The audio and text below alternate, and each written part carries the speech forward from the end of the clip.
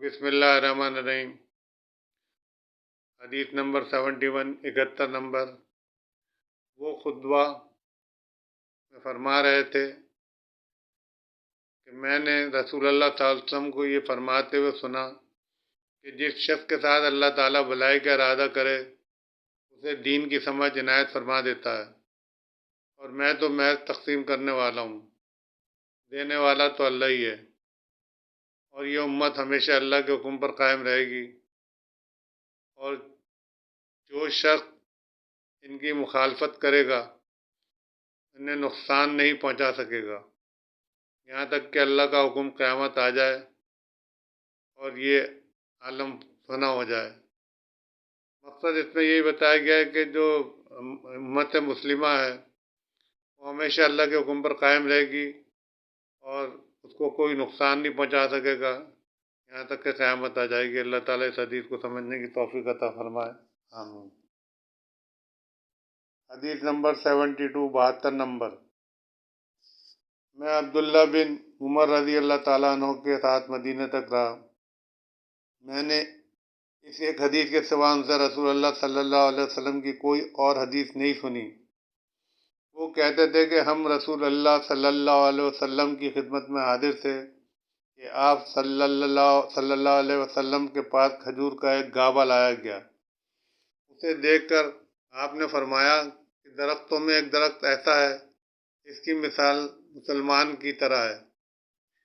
ابن عمر رضی اللہ تعالیٰ عنہ کہتے ہیں کہ یہ سن کر میں نے ارادہ کیا کہ عرض کروں کہ وہ درخت کھجور کا ہے، مگر چونکہ میں سب سے چھوٹا تھا اس لیے خاموش رہا۔ پھر رسول اللہ صلی اللہ علیہ وسلم نے خود ہی فرمایا کہ وہ کھجور ہے۔ تو یہ حدیث پہلے بھی اس سے ملتی جلتی آ چکی ہے۔ اس کا مطلب یہی ہے کہ مسلمانوں کی جو مثال ہے وہ کھجور کے درخت سے دی گئی ہے۔ اللہ تعالیٰ اس حدیث کو بھی سمجھنے کی توفیق عطا فرمائے، آمین۔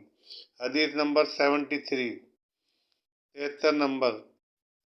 رسول اللہ صلی اللہ علیہ وسلم کا ارشاد ہے کہ حسد صرف دو باتوں میں جائز ہے۔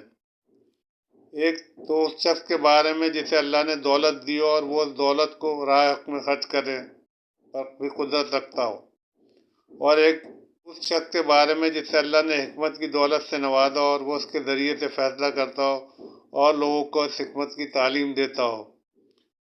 اس میں بتانے کی کوشش کی گئی ہے کہ حسد اللہ تعالیٰ نے ظاہر ہے کہ منع فرمایا، لیکن دو باتوں میں اس کی اجازت دی ہے۔